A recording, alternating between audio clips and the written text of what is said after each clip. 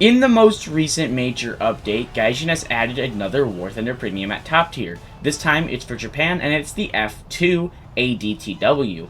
Now what makes this actually really unique to me and what makes it, in my opinion, either one of the best or one of the worst top tier WarThunder premiums is the access to the missiles it carries. Now it gets some of the best IR missiles in the game, being the AAM-3, which is an improved AIM-9M, and is actually super good for the BR it sits at, but it has really bad radar missiles, only being the AIM-7M. So if you are a fan of dogfighting and up-close engagements, this premium is going to fit right up your alley. Not to say that the AIM-7M is bad, but the fact that you sit at 13.0 and quite regularly fight 14.0 aircraft, your AIM-7M is going to definitely not function as well as things like the AIM-120, or the R-77, R-27, or even the AIM-7P. Now, if the F2 ADTW were to get something like, say, the AIM-7P, it'd probably be a lot better, but it doesn't. You're stuck with the 9M. Now, you do have a good radar on the ADTW, and you do have, some great flight performance, especially at slow speeds. So you're not necessarily a bad aircraft. I actually had a lot of fun playing this so far, and I can't wait to make more content with it. It's actually, I think, going to be one of my most favorite premiums. The AAM-3 is a very good IR missile, especially on board a premium. I believe it is the first premium aircraft to actually carry any sort of the AIM-9M. I think the best IR missile found on a premium is the R-73, previously on the Su-39.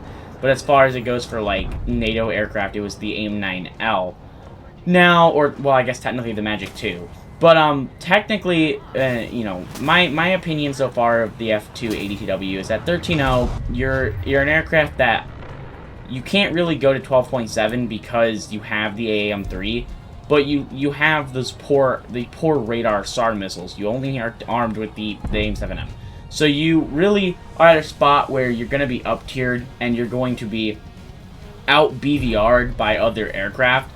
I also do not like that you can only carry 4 of each of the missiles.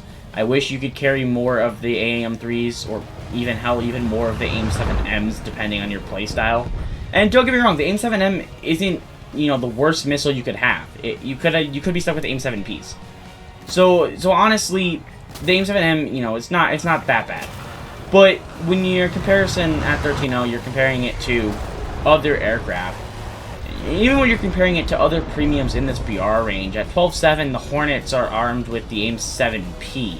And the AIM-7P is significantly better than the AIM-7M. Now, I will say, one of the other poor things that, I didn't like about this aircraft is the lack of an HMD. It's not the end of the world. It's just one of those things that would make it very nice with the AAM-3. But besides that, there's not a whole lot of complaints I have for this aircraft. You can carry 60 flares and 60 chaff, so 120 countermeasures. I mean, there's not a lot of bad things about this aircraft, in my opinion. I mean, there really wasn't anything I disliked, except for the fact that you only have the AIM-7M, which, again, if you overlook that, you have one of the best WarThunder premiums, I truly do believe. I mean, you have great flight performance, you have great IR missiles, and it could always be worse. You could be stuck with the AIM-7P. Now, I know I talked a lot about missiles in this video, and really that is because this is top tier still. You're not really going to be, stuck dogfighting other aircraft. I will say flight performance is very nice, especially at the slower speeds. It did seem like it wanted to compress a lot at high speeds, so as long as you just keep it slower, I think you'll perform a lot better. I also do want to point out that it doesn't actually, this is just a personal thing, it only has 2 camos. I don't like the test camouflages, I'm going to be so honest. I like the military, like the more military ones, like the squadron ones, but it only has the two test camouflages. And if you guys don't know what the ADTW stands for, it just stands for Air Defense Test Wing. So it's just the Japanese test center where they, or test wing where they test the aircraft. This F2 is just an early F2 version. So, your other F2 is going to carry the AAM-4, and it's going to have better systems on board. This is a higher BR, obviously. Anyways, let me know your guys' thoughts down below in the comments. Do you guys think that the F2 ADTW is a top premium for WarThunder?